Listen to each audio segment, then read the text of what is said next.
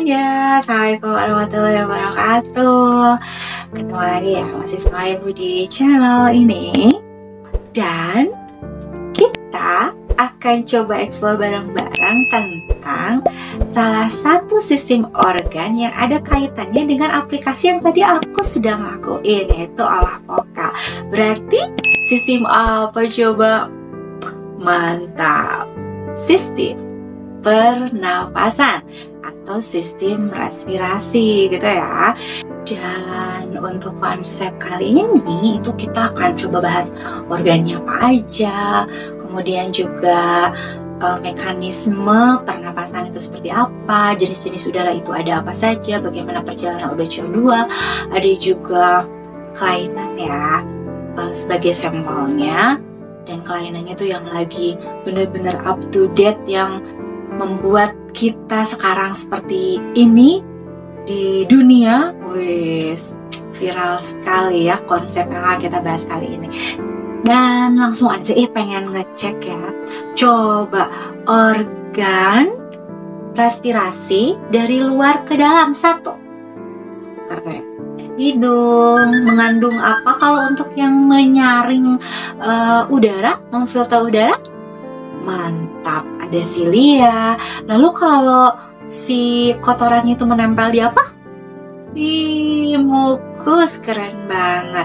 Lalu akan disesuaikan udaranya oleh siapa di hidung? Mantap banget sih, ada pembuluh darah yang disebut dengan ya.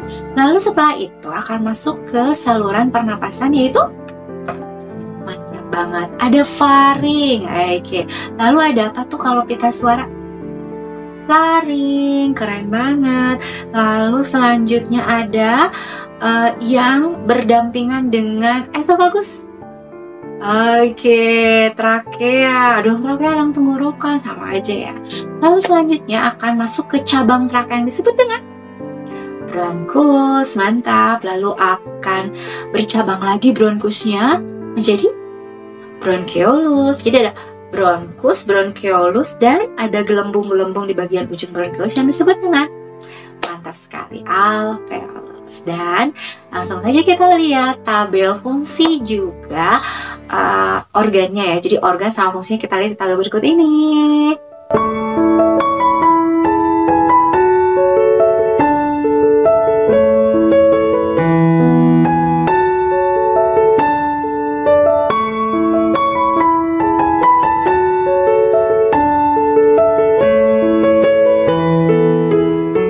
Kita coba melihat lebih jelas bentuk dari organ utama respirasi yang berada di rongga dada kita dan dilindungi oleh tulang rusuk ya. Tentunya juga memiliki sekat diafragma pada rongga perut. Di sini paru-paru kita dilindungi oleh membran pleura, dan paru-paru ini memiliki 3 lobus di sebelah kanan, yaitu superior kanan, superior medius, dan superior inferior. Sementara yang sebelah kiri hanya memiliki 2 lobus seperti ini, terdiri dari superior kiri dan inferior kiri. Itu adalah struktur dari paru-paru kita. Nah, di sini kita bisa lihat saluran yang menuju ke paru-paru disebut bronkus, kemudian ada trakea juga. Ini yang saluran dilindungi oleh cincin berbentuk C ya, berupa tulang rawan yang memudahkan ini lebih fleksibel ya. Di sini juga ada laring, kemudian ada nostril atau lubang hidung, tempat masuknya oksigen. Kita lihat di sini O2 masuk ke nostril, kemudian masuk ke faring, ke laring, trakea, menuju ke bronkus, kemudian mengalir menuju ke cabang dari bronkus. Nah, terlihat bronkeolus di sebelah sini dan akan berakhir pada gelembung-gelembung alveolus, di mana pada gelembung ini terdapat banyak pembuluh darah, tempat terjadinya pertukaran O2 dan CO2.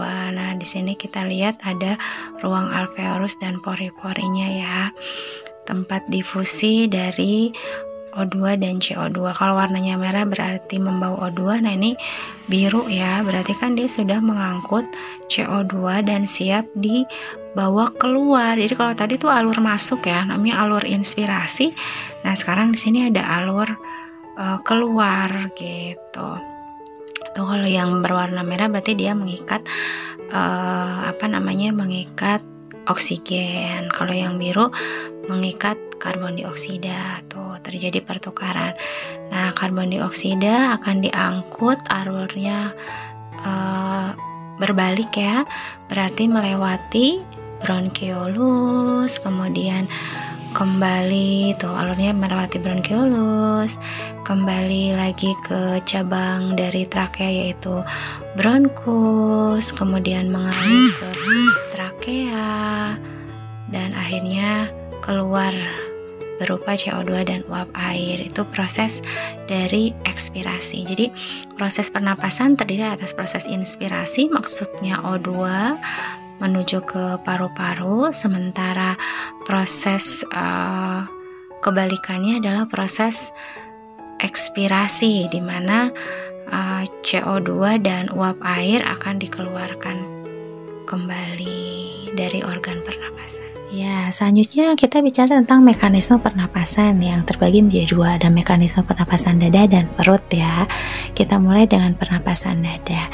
Dimulai dengan proses inspirasi atau udara masuk ya. Itu dikarenakan adanya otot rusuk kontraksi, tulang rusuk terangkat, rongga dada dan paru-paru membesar, tekanan rendah, dan O2 masuk. Sementara pada saat ekspirasi itu kebalikannya, otot tulang rusuk relaksasi bagian luar ya, kemudian tulang rusuknya turun, rongga dada dan paru-paru mengecil, tekanan udaranya rendah, tinggi, makanya CO2 dan CO2 keluar. Nah, untuk proses pernapasan perut ini alurnya sebenarnya sama ya. Pada saat inspirasi ada yang kontraksi, tapi yang kontraksi adalah otot diafragma. Kalau tadi di pernapasan dada tuh otot rusuk ya. Kemudian diafragmanya akan mendatar, volume rongga dada dan paru-paru membesar sama, kemudian tekanannya juga rendah, makanya menyebabkan udara masuk atau O2 masuk.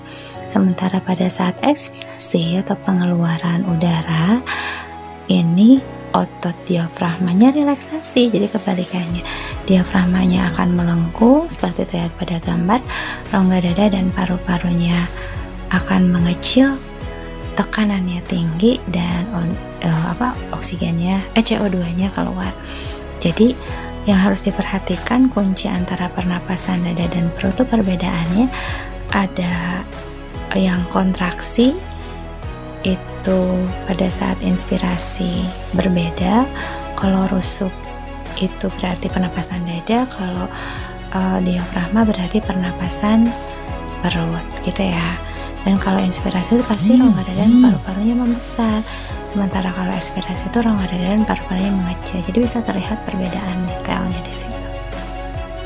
Nah, di sini kita coba lihat contoh eksplor pernapasan diafragma ya, atau pernapasan perut.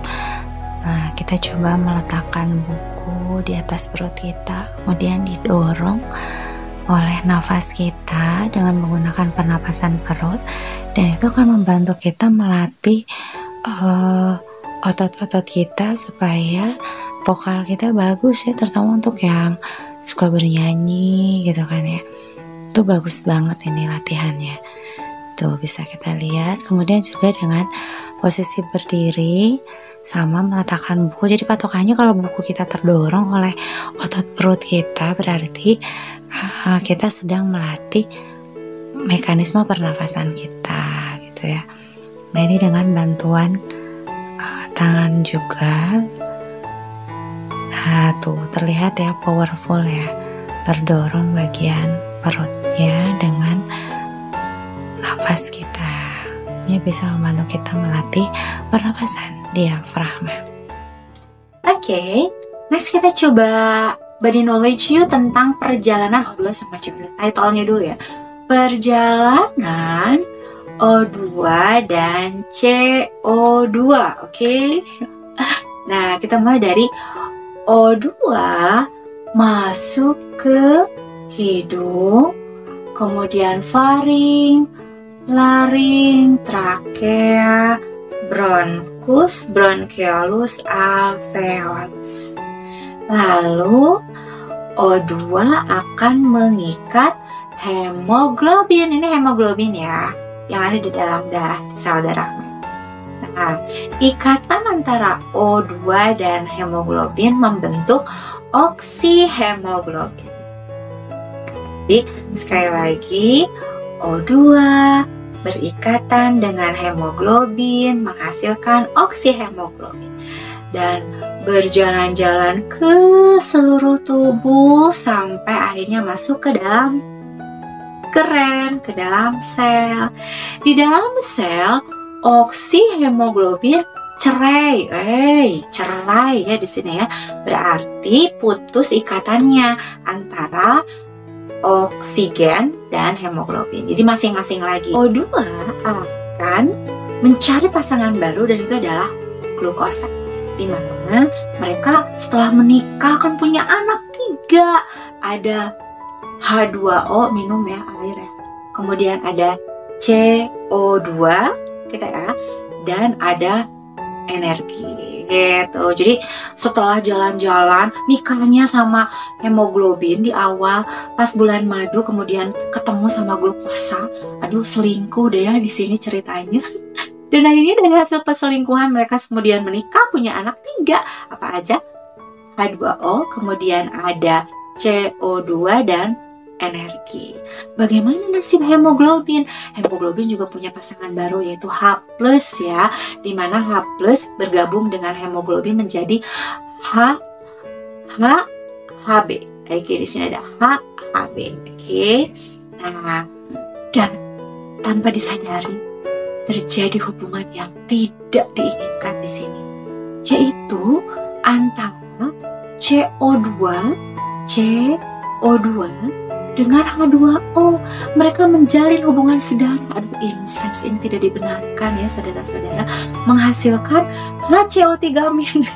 Aku susah body knowledge-nya. Yang penting ini adalah HCO3-. Nah, HCO3- di sini merasa ya, mereka itu sebuah kondisi yang tidak diinginkan, akhirnya memutuskan untuk keluar dari negara mitokondria, memutuskan untuk pergi keluar. Akhirnya pergilah mereka dari mitokondria, berjalan-jalan ke seluruh tubuh sampai akhirnya sampailah di apa tadi? Iya, benar sekali, alveolus. Disusul oleh siapa? Benar sekali, HHB juga ikut ternyata gitu. Dan HCO3- pasangan antara siapa tadi? H2O sama CO2 tuh mereka cerai. Aduh, ini ternyata ini Bu, ini apa sih? Perasaan ini kita belajar biologi, apa hubungan kawin cerai? Aduh, iya luar biasa sekali ya. Dan akhirnya dari sini hasil bercerai dong. Tadi siapa? HCO3- cerai menjadi H2O dan CO2 gitu kan. Nah, HB juga cerai lagi di sini. Jadi H+ dan hemoglobin. Setelah HCO3- terpisah kembali, terurai lagi menjadi H2O dan CO2, maka dia dihembuskan keluar. Jadi sekarang kita tahu kan tadi pas masuk tuh kan O2 kan. Sekarang kalau proses ekspirasi, proses pengeluaran, itu kan pengeluaran CO2 sama H2O. Nah, sekarang kita tahu bahwa mereka itu diantarkan sebelumnya dalam bentuk HCO3- gitu ya. Dan HHB gimana? H+-nya itu akan lepas kembali bersama HB-nya juga akan lepas, dan hemoglobin akan menanti oksigen yang baru masuk lagi dalam proses inspirasi, maka siklusnya akan berulang. Benar nggak sih? Jadi hemoglobin dianterin sama H+ gitu ya, dalam bentuk HHB supaya bisa mengikat oksigen kembali, dan HCO3- mengantarkan H2O juga CO2 supaya bus keluar. Jadi kalau kamu misalkan gitu ya di kaca lope gitu kan lo, kamu bisa ngeliat di situ ada uap air sama CO2. Itulah perjalanan O2 dan CO2. Oke, next kita coba explore tentang jenis-jenis udara ya. Yang pertama adalah udara tidal, di mana udara tidal adalah udara yang biasa kita hirup dan kita hembuskan dalam keadaan normal, dan itu jumlahnya adalah 500 mili. Nah, dari 500 mili ini 200 mili hanya sampai ke saluran saja, dan 300 ya sisanya bisa sampai ke paru-paru, kemudian dihembuskan lagi. Tapi kalau misalnya udara cadangan, nah ada cadangan inspirasi yang disebut dengan komplementer, plesetannya income gitu. Income kan masuk berarti. Inspirasi komplementer itu jumlahnya 1.500 kalau non olahragawan. Sementara kalau yang olahragawan itu bisa di atas 1.500 sampai bisa sampai 3.000 gitu kan ya. Sementara cadangan udara ekspirasi itu disebutnya suplementer. Kamu puasanya satu aja income, berarti kalau misalnya yang cadangan ekspirasi itu suplementer gitu ya. Nah, tidal, volume tidal plus cadangan inspirasi dan cadangan ekspirasi itu disebutnya adalah kapasitas vital, KAVI. Nah, kapasitas vital berarti tadi jumlah totalnya kalau yang non olahragawan 500 ditambah 1.500 ditambah 1.500, jadi 3.500. Tapi kalau yang olahragawan, penyanyi yang suka melakukan olah vokal itu bisa di atas itu gitu ya. Nah, yang satu lagi ada volume residu, di mana volume residu itu merupakan udara yang stay di dalam paru-paru dan tidak pernah keluar. Jadi kalau misalkan kita disekap di dalam ruangan hampa udara tuh kita nggak langsung mati kehabisan udara. Kenapa? Karena masih ada cadangan di dalam paru-paru kita, dan itu lama-kelamaan akan hilang sampai akhirnya kita titik deh, bukan koma lagi gitu. Dan kalau misalnya kapasitas vital ditambah volume residu itu disebutnya kapasitas total. Oke, itu adalah jenis-jenis udara.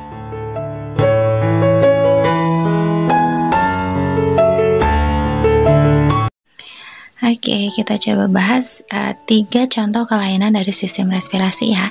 Yang pertama kita punya asma nih di sini. Asma tuh biasanya dipicu oleh faktor penyebab ya. Ada asap rokok, alergi perubahan cuaca, stres. Kalian bisa lihat di sini faktor penyebabnya, dan gejalanya salah satunya adalah wheezing ya. Gitu, ada napasnya seperti itu, keren ya, wheezing. Makanya kita harus nge-build up salah satunya dengan olahraga dan teratur, dan juga pola hidup yang baik ya, menghindari faktor pemicu atau alerginya. Kemudian selanjutnya ada TBC atau tuberkulosis yang disebabkan oleh bakteri Mycobacterium tuberculosis. Gejalanya bisa kita lihat di sini, demam, kemudian yang paling ini tuh berat badan turun ya, dan juga ada flek darah saat batuk. Dan bisa kita lihat juga struktur paru-parunya yang berlubang karena digerogoti oleh bakterinya, dan ini sangat menular, makanya betul-betul harus di karantina ya untuk yang sudah parah. Dan ternyata anak-anak kita juga bisa punya peluang tertular, dan penularan itu dari orang tua. Jadi kalau sesama anak itu tidak terjadi penularan itu dari orang tua ke anak gitu ya. Dan salah satu indikasinya betul-betul dilihat dari berat badan. Maksudnya kalau berat badan drop harus mulai dicek kenapa gitu ya. Dan juga ada benjolan kelenjar di sekitar leher atau ketiaknya. Selanjutnya yang masih stay sampai sekarang ya, kita juga masih terdampak dari COVID-19.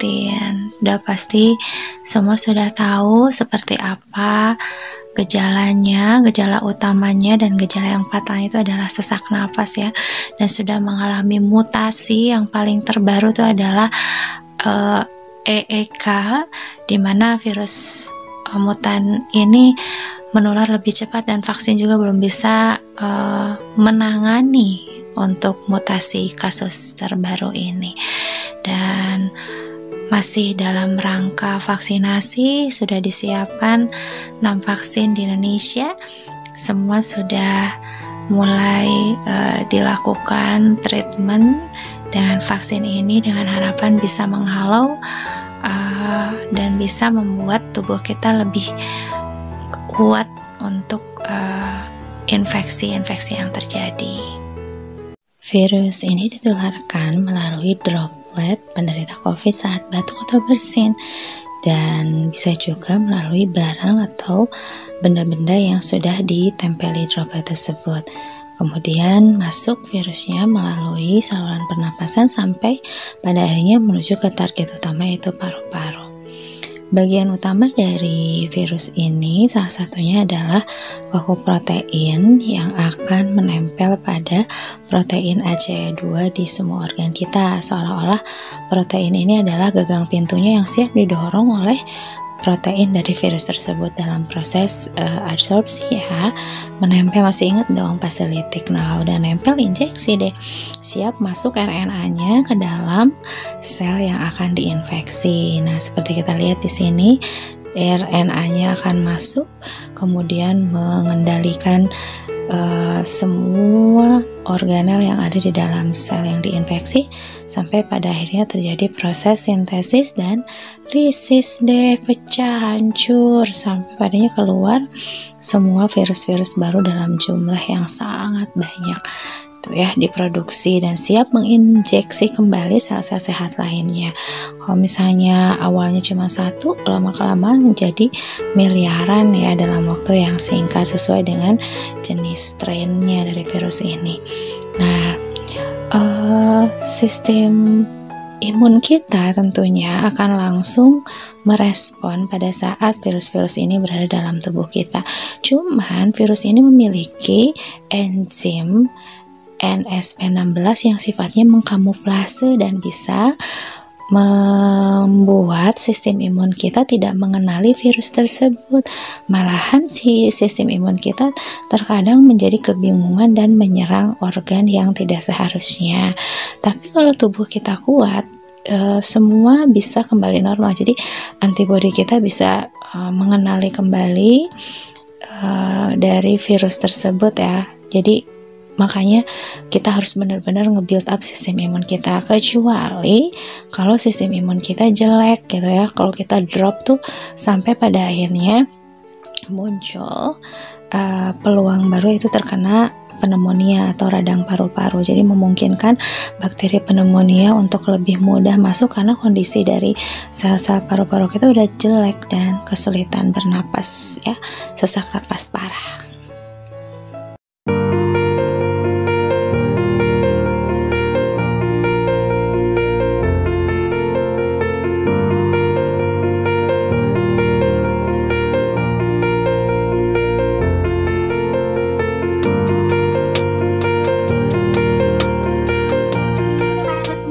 Explore kita di sistem respirasi, semoga dapat menambah informasi, apalagi di kondisi kita yang sekarang ini ya, bisa membuat kita lebih defend dengan sekian virus yang berbahaya dalam kehidupan kita, di sekitar kita. Dan semoga sehat, dan forget diaplikasikan semua konsep.